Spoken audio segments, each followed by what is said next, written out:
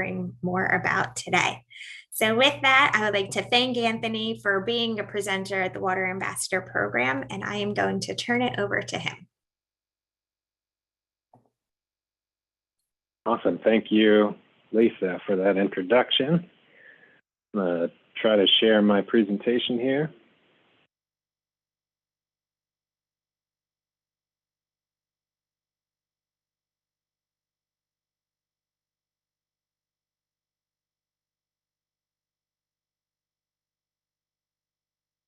And hopefully that's working. Let me know if it's Looks great. Yeah. Excellent. All right. Yeah. Thanks again, Lisa. I'm excited to be here. I'm a fellow Gator grad, so good to see some orange and blue around, and happy to support IFAS with this presentation today. As Lisa mentioned, I'm a lead scientist at the Water Management District, and my group works in the Northern Everglades, which is Okeechobee, Caloosahatchee, and St. Lucie.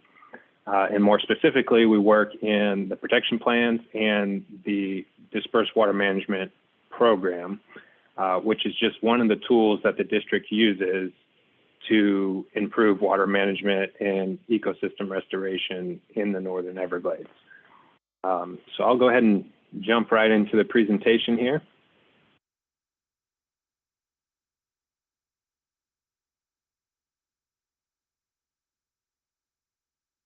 So the Northern Everglades, there are three interconnected watersheds. We have Lake Okeechobee watershed here in purple in the map. We have the Caloosahatchee River watershed in green. And we have the St. Lucie River watershed in orange here in Martin County. So these are three very interconnected watersheds. Runoff from the headwaters of the Kissimmee comes down to Lake Okeechobee. Some of that water moves south. Some of that water moves east and west, I'm sure, as we all know, to the river estuaries. But these were not always interconnected watersheds. Historically, the headwaters of the Kissimmee would drain to Lake Okeechobee. Lake Okeechobee would swell over its boundaries and flood, with most of that water heading south. But approximately 150 years ago, we began, early settlers to Florida began to create canals and other drainage to create agricultural lands and settlements. And that gave us what we have today, which is a very altered and highly managed water management system that impacts all of South Florida. And there's kind of three big picture ideas of what we try to balance at the Water Management District, and that's flood control. We take very seriously our flood control responsibilities. We want to protect people's lives and their property by managing water effectively for flood control. We have water use and the need to supply drinking water and irrigation water through water use. And of course, we have our ecology, our ecological endpoints, things like oysters and seagrass, salinity, wading birds, fisheries. All of these things exist alongside those uses, and we have to balance those things. So we spend most of our time addressing operations and trying to balance those three components. And so it kind of boils down to, we either have too much water or not enough. So where do we put it? Where do we need additional projects to manage water? How can we improve the ecological endpoints through improved operations or improved infrastructure? And that's basically the process we go through in the watershed protection plan. And so the Dispersed Water Management Program is really one tool that the district uses in the management of the Northern Everglades. So what is a water farm? In 2014, there was a pilot study that had 3 water farms that tested different design parameters for water farms to see if these would work. And they're basically started as public-private partnerships with agricultural entities. Most of the the big land parcels in the Northern Everglades is owned by agricultural interests, agricultural landowners. And so the district partnered with agriculture to build these projects. And for the three original projects started as above ground impoundments, where we would put berms around a section of property and a pump to pull water off the regional system and store that water on private agricultural land. So the program has evolved quite a bit over the years, and the map that you see here is our current dispersed water management program projects. They broadly fall into two different categories. We have projects that were constructed on district-owned land. A lot of times these are what we call interim projects that maybe that land was purchased for some other larger project, but that project is in design and will not be developed for several years. We'll come in and construct an interim water farm or dispersed project on that district lands so that we can pull water off the regional system, store it on the district land, and realize some benefits now while the larger project is in development. And when that larger project will go to construction, we will shut down our interim project and it will be put into the larger project. So we have projects on district lands and we have public-private partnerships. And these are where we partner with private landowners either to make modifications to their existing water control and drainage infrastructure to hold more water, or to develop, construct, and operate a water storage project of some sort. And we have I have a bunch of examples I'll run through here shortly together. But collectively, the Dispersed Water Management Program in water year 2020, which is May 2019 through April 2020, we had 18 operational projects during that time period. And water year 2020 was not a very wet year. Lake Okeechobee stayed fairly low. So those aren't the conditions where these projects really reach their full capacity. These projects do really well when there's a lot of extra water. When there's too much water, we find places to put it in these projects. But even in that dry year, we were able to store approximately 55,000 acre feet of water. And just for reference, an acre foot is 1 foot of water on an acre of land. So 55,000 acres, I think, is somewhere around 25 billion gallons of water.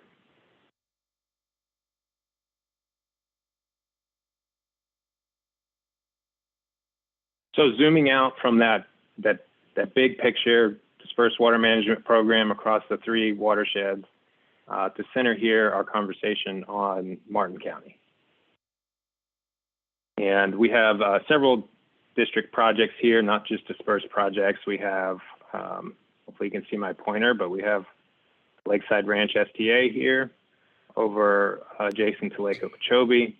Anthony, we can't see your pointer, but if you click on the slide itself, the bottom left-hand side, there's like a little laser pointer icon you can click on. The third one from the left. One more. Oh, nope. The other one. That one, yep. All right. Got it. Thank you. So Lakeside Ranch stormwater treatment area over here adjacent to Lake Okeechobee. That's not a dispersed project, but it is an important district project. We have the Dupuy management area here along the C44, south of the C44 here, adjacent to Lake Okeechobee. We have the C44 reservoir and stormwater treatment area under construction, finishing construction now here along the C44 canal. But the projects I want to talk to you about today are these 6 projects. Get rid of this guy. These 6 projects. So these are mostly what I would call water farms, definitely part of the Dispersed Water Management Program, starting at the top, Section C and Section B. Bluefield, Northern Everglades Public-Private Partnership Project, Spurland, Bull Hammock, and if you live in Martin County and you've ever heard of a water farm, it's probably Calkins. And so we will definitely talk at length about Calkins as well.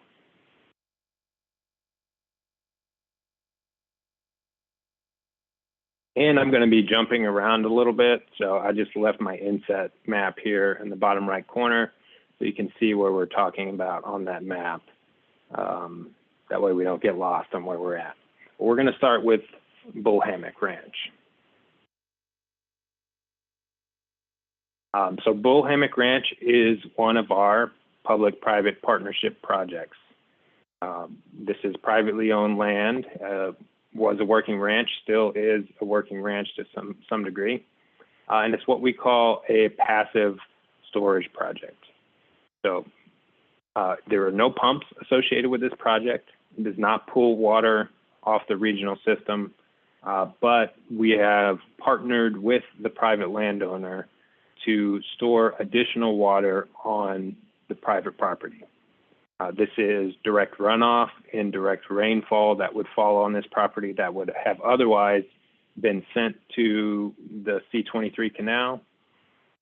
Instead of that, we have made modifications to the water control structures in partnership with the landowner to retain some additional runoff on the property. So for this project, water is retained in the ditch network in the surrounding pastures, and again, to attenuate that stormwater, extend hydro periods of on-site and adjacent wetlands, and prevent that additional volume of water from draining to the C-23 canal. This is a relatively small project, so the water quantity benefit is only about 228 acre-feet per year. It's still a significant amount of water, but that amount of water is held now on this private property rather than discharging to the C-23. And this project's been operational for several years. Another photo of Bull Hammock Ranch kind of gives you a better idea of what we're talking about. This is a riser culvert with in a water storage area. So the water has to reach a certain elevation before it will spill over into that culvert and discharge off-site. We will go into a project like this, put in new culverts or increase the height of culverts, improve berms around the outside of this area to contain the water and therefore store that additional volume of water. And we use a long-term model to estimate how much water a project like this would store. We look at, we never know what Mother Nature's going to throw at us. So it may be a very wet year, maybe a very dry year, but we look at a long-term period of record to evaluate how much water, if this project were in operation, would it have stored in those years? And we base our estimates on that. So for this project, 228 acre-feet per year would be the average estimate of water stored as a result of the project.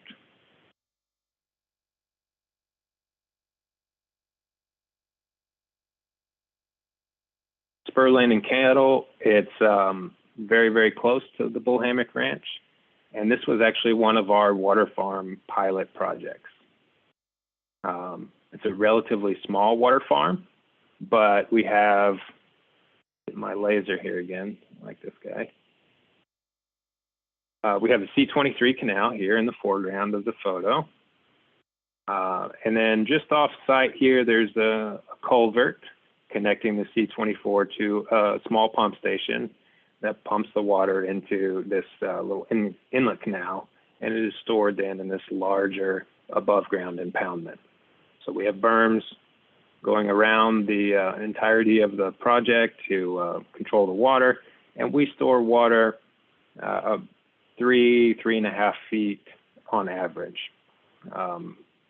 the C44 reservoir that's under construction, storing water at about 15 feet. So if you drive by that project, you'll see the berms are very, very tall. And it takes a lot of construction and a lot of engineering to make sure we can hold back 15 feet of water. These projects are what we call minor impoundments. So they're earthen berms, and we target to store about 3.5 feet of water in these projects. But the water here is it's another public-private partnership.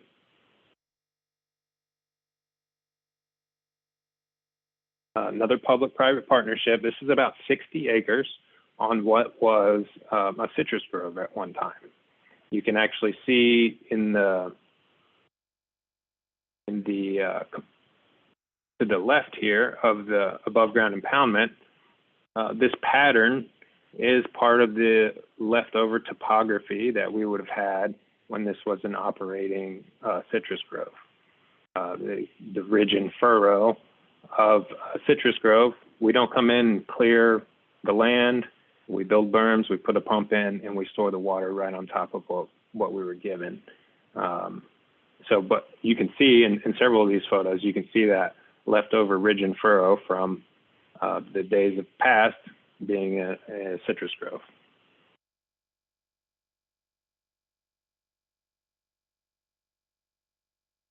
This above ground impoundment is about 60 acres and was one of our original pilot projects in 2014 that performed very well, and we've kept on contract in operating this project since that time. So it will detain the rainfall that falls directly on the site and runs off to the site, but then it also has that pump that will pull water from the C23 when there is too much water in the C23. We'll pull it off, put it in this above ground impoundment, and store it on private property. The estimated benefits for this project are about 1,500 acre feet a year. So our passive projects store much less. They don't have a pump. Our projects that have a pump, therefore they have that tie into the regional system, and they can pull a lot more water off and store it. And again, this project's been operational since about 2014. This is also spur land. This is some of our monitoring equipment, so we do monitor all of our projects. This is a rain gauge out there. Go back and forth on this laser. We have a rain gauge out here to monitor rainfall to the site. We have pressure transducers to monitor the stage, how much water is in that above ground impoundment. And so we monitor all that stuff continuously, and we can see how much water gets into the project, how much water is stored, and what the actual benefits of the project are.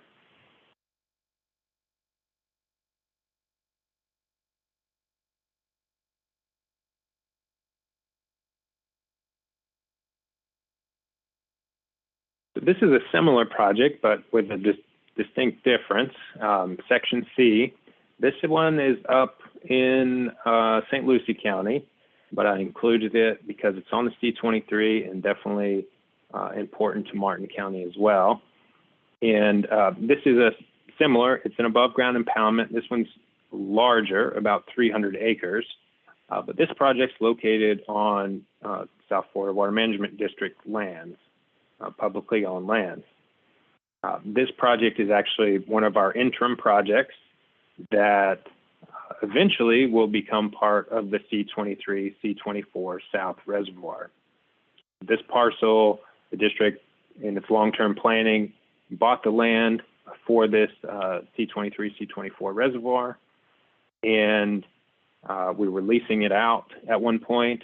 The Dispersed program came in, put berms and a pump in, and now we're able to pull water off the C23 and store it on district lands while we wait for the larger reservoir project to be designed and begin construction.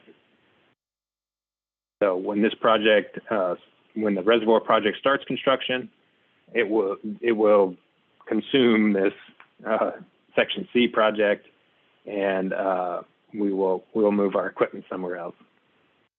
But the important thing is we are getting benefits now while we have land available to achieve those benefits. And we have the, I'm just going to leave my laser up because we have the C23 running north and south here. And there's a little gate that we have installed here that lets water into this small canal, and then a small pump station here that will pump water out of that canal into the project. This project stores about 3,000 acre feet per year on average, and has been operational now for about 3 years. Here's another view from the helicopter. You can see our berms surrounding the project. And the C23 would be over here on the far side. Pump station somewhere about there.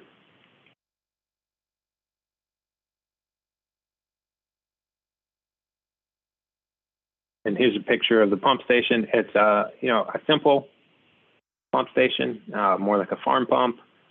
This is that little intake canal that I indicated earlier. Pulls the water out of that intake canal and puts it into our above ground impoundment.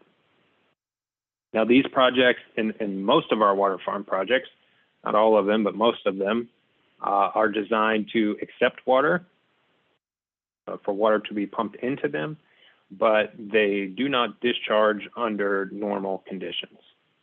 This is one of those projects. It does have an overflow in an emergency situation. In an extreme weather event, it will discharge back to the C23. But a lot of these projects will accept water. The water then evaporates to the atmosphere or infiltrates, it seeps into the aquifer. And so we take that excess water out of the regional system when there's too much water, and we store it here on district land.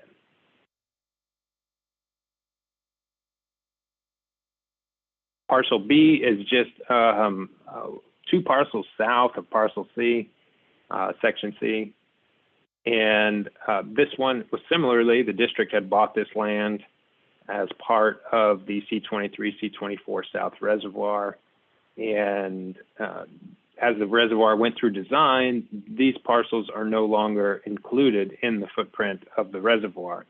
So we're looking at, we're just in the feasibility planning stages of these projects, but building a similar water farm type project on Parcel B and potentially Parcel A that are no longer needed for the reservoir, and to build a similar project to what we have on Section C. So to pump off the C23 and store water there until some future use for this property.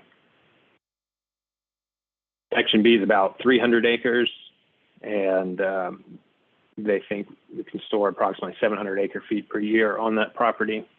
But again, this one's very preliminary, and they're still developing some of the design elements.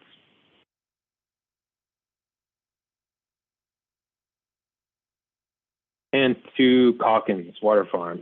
So, as I mentioned, if you live in Martin County, you probably know about Calkins Water Farm, and for good reason. For a long time, Calkins has been one of our largest water farms and a very important one, located on C44, and it's very important when lake releases are occurring, and is an important tool for the Water Management District to manage those. Calkins was one of our original water farm pilot projects as well. Spurland, Calkins, and one other one. Originally, cell 1 here, the bottom corner, cell 1 was the pilot project. It was about 450 acres. It did very well. So in partnership with a private landowner, we expanded the project to 5 cells in a much larger footprint. As it stands today, about 3,200 acres. Those 5 cells are interconnected with culverts. And we have a C44 running along the bottom here. I have an inflow pump station I have a few photos of. Takes water from C44, puts it into cell 1, and interconnected here and there to these cells to store water across the full 3,000 acres.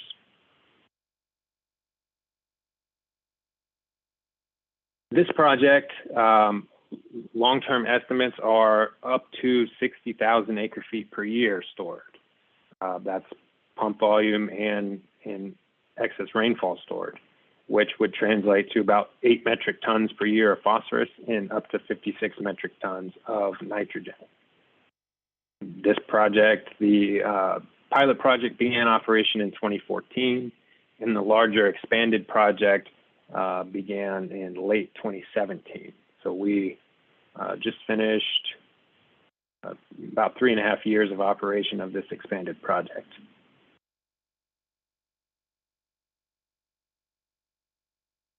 Again, there is a project outfall here as well, but this project in its 3.5 years of operation has never discharged. So we operate it in such a way to store the water, but not to contribute back. When it's very wet, we don't want additional water from these projects going to the regional system. So we manage the project in such a way that we store the water and it evaporates or seeps to the aquifer and not back to the C44.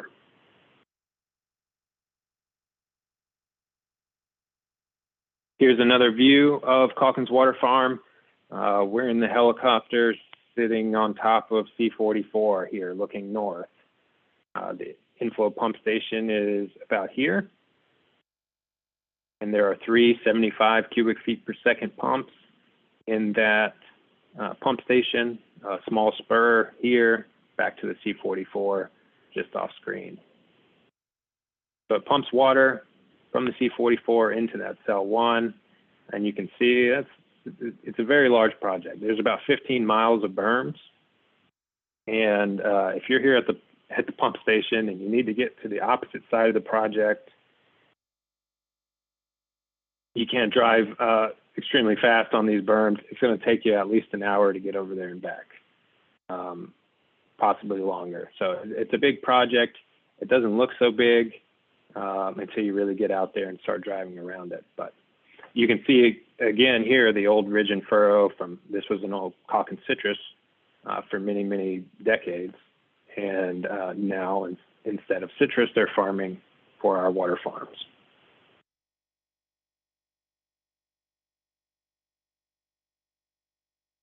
This is the inflow pump station with those 3 75 CFS pumps. We're drawing water out of that spur to the C44. And this is a view from one of our monitoring stations at Calkins, looking out over the Calkins Water Farm. So it's a large open cells. We don't do any type of vegetation management outside of maintaining the berms. And so whatever kind of recruits in there naturally, we let it go. So we store a lot of water in there, and we have rain gauges and pressure sensors and stuff at the end of this dock. And that way we can monitor from the office what the stage is in the AGI and how much capacity we have available. If we need to pump out of C44, how much could we potentially pump into the project?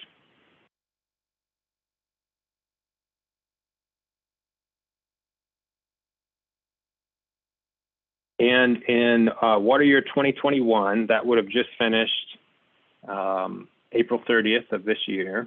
So from May 1st of 2020 to April 30th of 2021, Calkins Water Farm pumped about 18,000 acre feet of water into the project.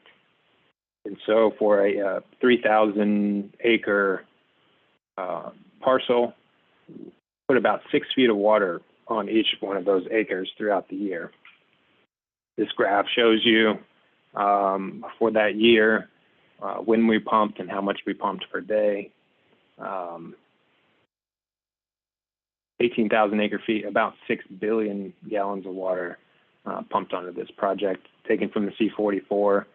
Unfortunately, there's a lot of lake releases this year, and so we operate the project to its maximum extent throughout much of the year to alleviate those releases and store the water on this project.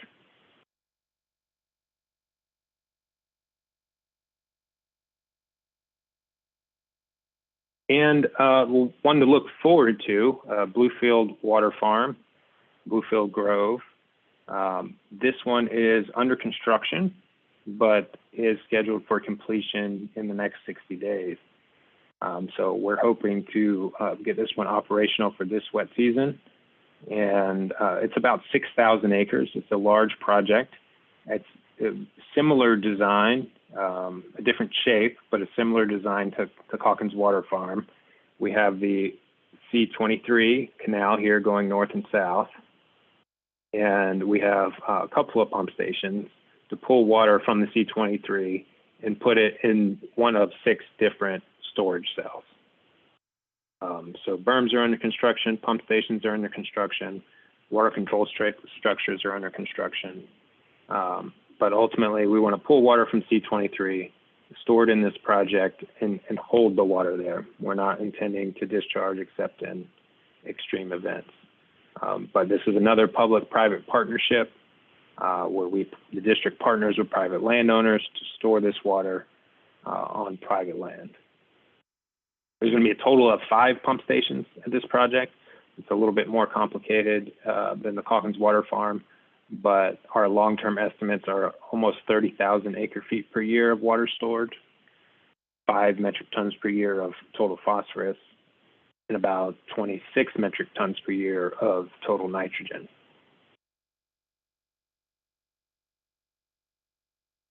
I don't have any pretty pictures of wet impoundments. I have bulldozers moving dirt and hoping to get this project operational here in the next couple of months.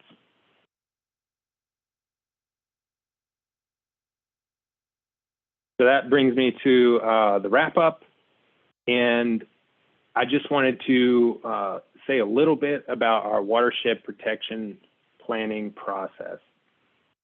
Every March, the Water Management District publishes the South Florida Environmental Report, and we evaluate the hydrology, the water quality, and the aquatic habitat of these 3 northern Everglades watersheds, Okeechobee, Caloosahatchee, and St. Lucie. We review data and identify areas of concern where there may be excess nutrients in this location or too much flow in this location. And we continuously adapt both our operations and continuously develop new projects and other management actions to address those concerns that we identify through this process. And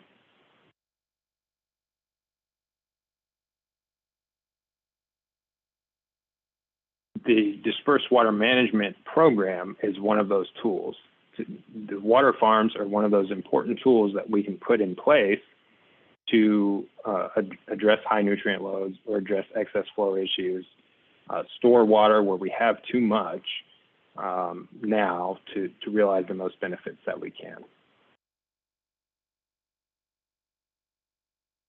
And with that, that is all I had for the formal presentation, but I'm happy to take questions on any of these water farms if there are any questions. Great, thank you so much. That was fantastic. I didn't realize how many projects you actually were all working on. It's a lot more since the pilot project started. We've got a number of questions that's come through the chat box. So we'll start with the first ones. You may have addressed them, but we'll start from the top. So Susan asks, on the public-private water sites, what is the agreement with the landowner? Long-term perpetuity incentives, can the landowner decide to use the impoundment area for another use in the future and cancel the agreement?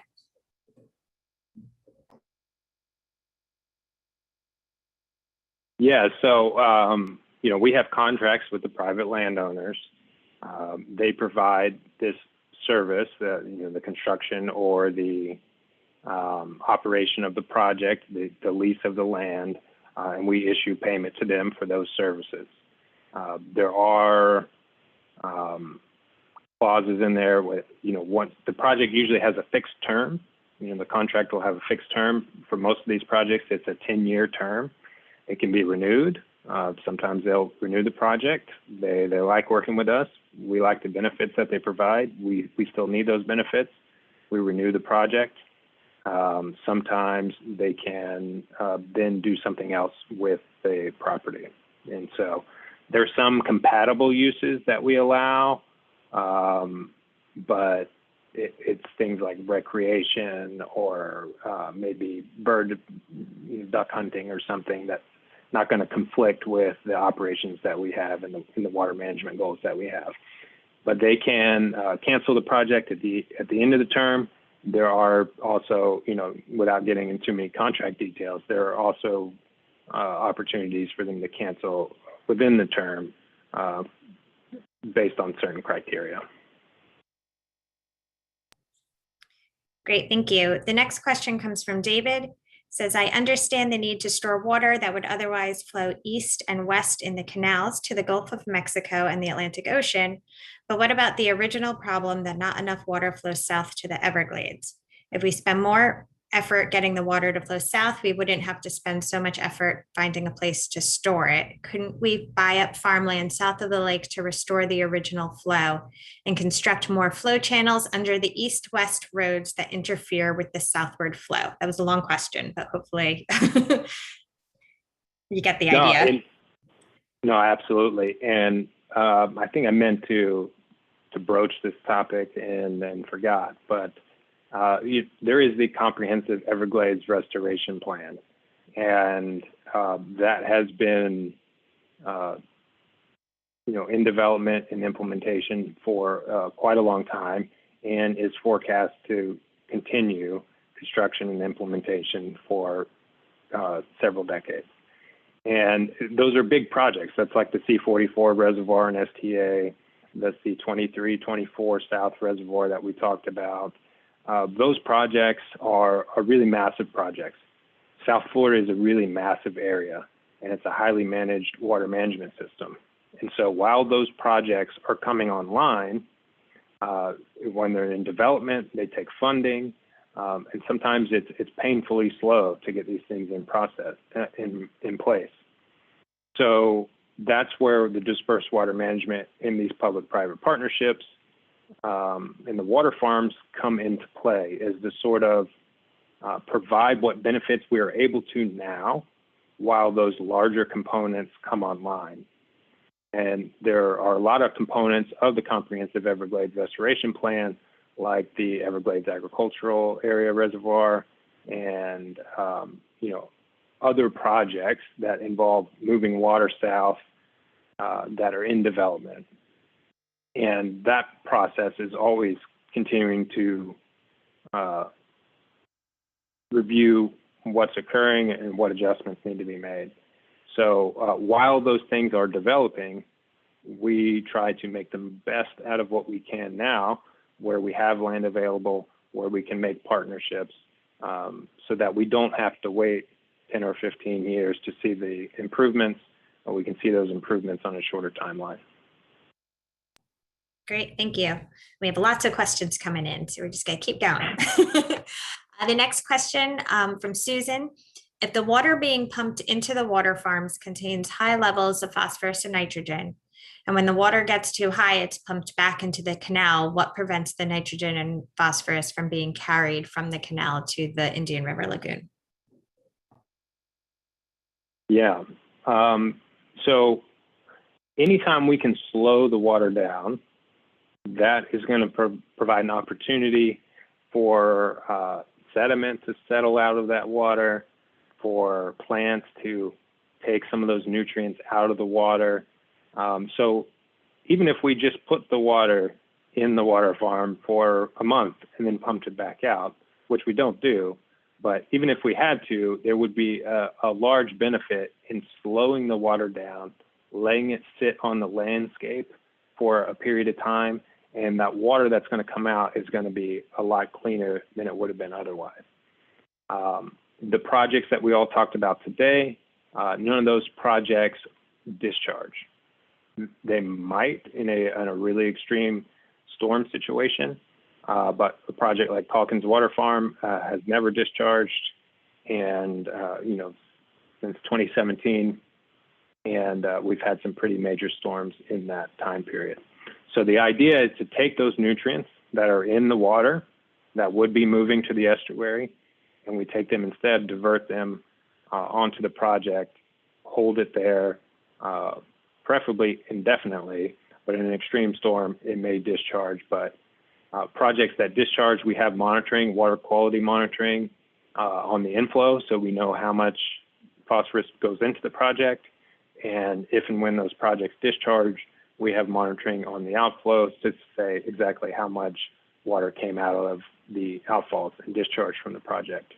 So we can do that balance, the nutrient balance, and say this project stored 14 metric tons of phosphorus or 3 metric tons of phosphorus based on our monitoring that we have there.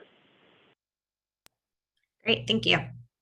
Next question from Terry. When these water farms are activated with the inflow and outflow of water, exactly who controls or manages this process? Is it the city, state, or federal government bodies? So the water management district controls the process. As far as, if I think I understood the question correctly, but when water comes in and out, who's responsible, who makes those decisions, if I got the question right. Yeah. Terry, if you want to unmute yourself and rephrase the question, otherwise. No, I think he's got it. Yes, who exactly controls? Excellent. Yeah.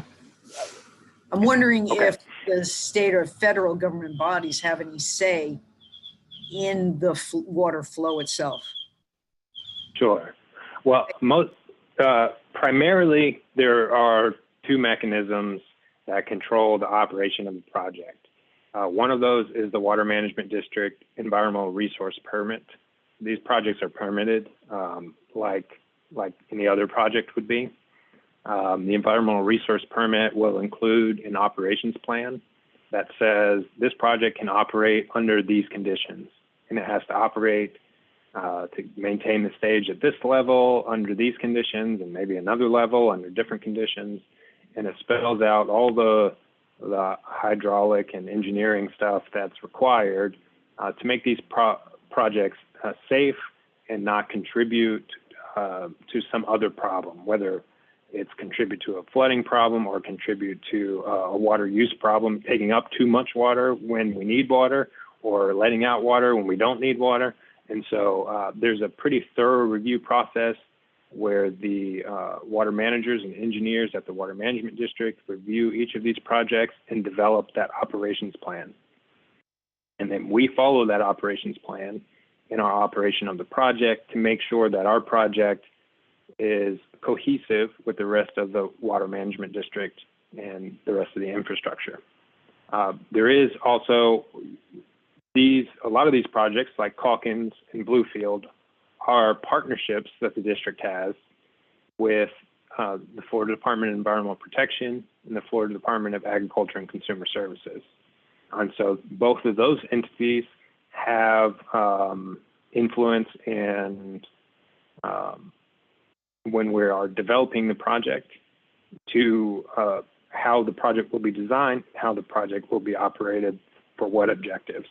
So both of those entities in that process influence these projects. Then finally, these projects also have an Army Corps, U.S. Army Corps engineers permit as well that will control some of their operations, threatened endangered species. When we come into contact with Corps operated infrastructure like the C-44 canal, it will spell out some of the operations related to those things. So we have a lot of things we have to balance to make sure that the projects are successful and in compliance with the rest of the system. Absolutely, thank you. It sounds like there's a lot of players involved and you know, a seemingly simple concept, but really is very comprehensive in its management. We have two questions regarding invasive species, invasive vegetation specifically. The first is there any concern with invasive vegetation clogging the water farms so that they can't store the expected amount of water? And a similar one was, and I lost it. Oh, do you have any hand in managing invasive aquatic species? My role is, at the district is to manage some of these projects. I'm the project manager for the Calkins Water Farm, but I work hand in hand with the private landowner who is the operator of the project. There have been some instances where we had a vegetation issue, and we had, not at Calkins in particular, but in other projects in other areas, where we've had a vegetation overgrowth issue, and we've went in and removed some plants. But that's all what we consider part of the basic maintenance. You know, when you have a big wet area, you have to maintain vegetation to some degree. I think I said earlier that we don't manage vegetation. We don't manage vegetation like we do in the stormwater treatment areas. In the stormwater treatment areas, we recruit specific species and we plant them in specific areas to maximize the nutrient reductions that those stormwater treatment areas can achieve. We do maintain vegetation where there is overgrowth and such in the water farms, but for the most part, we're not discharging that water. So we're getting effectively 100% reduction of those nutrients already. We don't need to manage the plants in such an intense way like they do in the stormwater treatment area. Excellent, thank you. Our next question is just asking about how these water farms are financed. Most of them are state appropriations from the legislature. At least the big projects are state appropriations from the legislature to operate these projects. Some of the other ones are, various district funding sources. But most of the projects are in partnership with the Florida Department of Environmental Protection and the Florida Department of Agriculture and Consumer Services.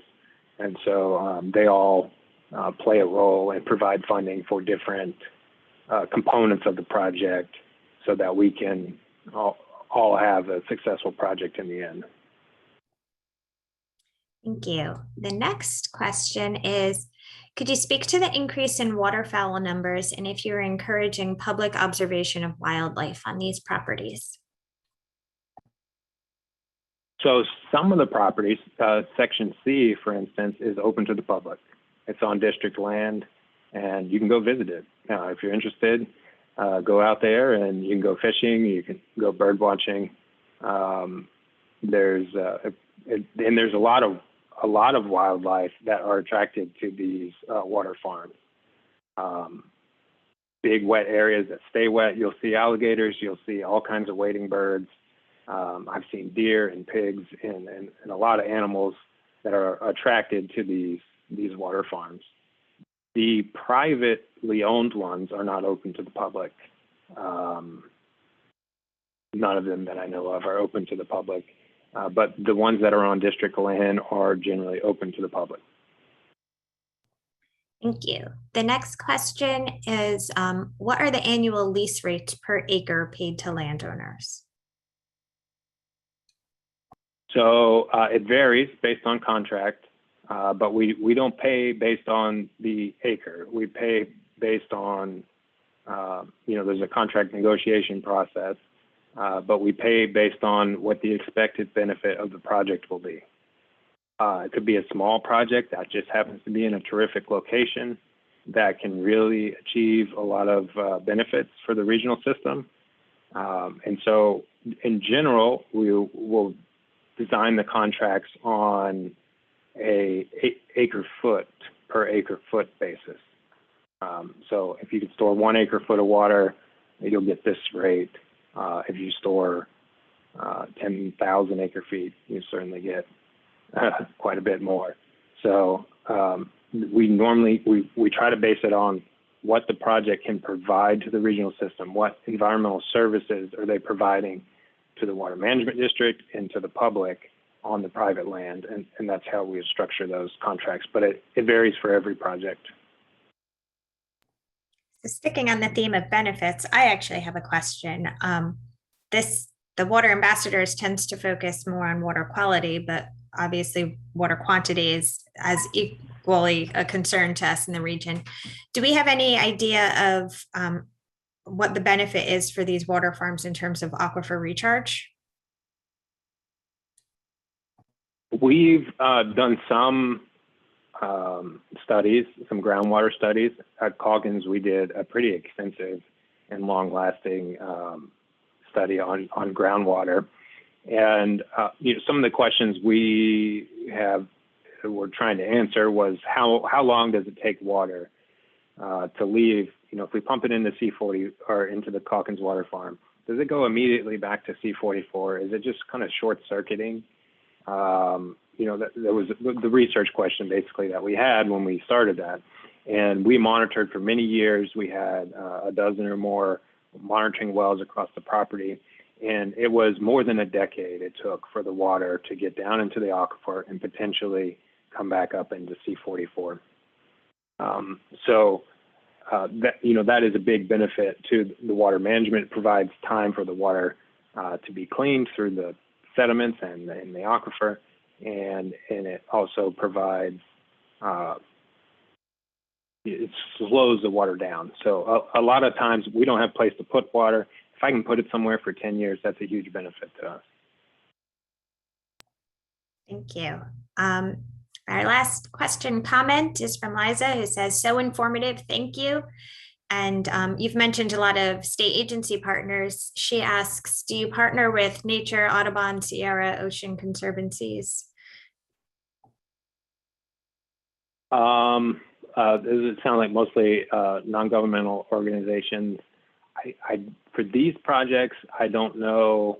We've certainly gotten input on some of these projects from the NGOs and worked with them and other agencies to develop and design the project in a way that is, meets everyone's concerns. But I don't think we've partnered in that way on any of these projects that I can recall with an NGO. Thanks. And a follow-up question. I think someone's interested in checking out all the amazing wildlife that you guys have. So they want to know, who should they contact to access the public properties? Yeah, Section C, you can just drive out there. I don't think you need to contact anyone. It's open to the public. You may want to check out our website for the details about when they want you to go out there and things like that. But I think it's open to the public pretty much always. We are nearing on 1 o'clock. I'll see if any last questions roll in, but while we're waiting the last few minutes, thank you so much. Obviously a really interesting topic, sparked a lot of questions and conversation. And want to thank you again for being the speaker for the Water Ambassador program. We have a lot of thank yous, as always, very informative and great questions. Thanks so much. Absolutely. No, I appreciate the invitation and always glad for the opportunity to share the good things that the district's doing and the benefits of our program. So thank you. Thank you.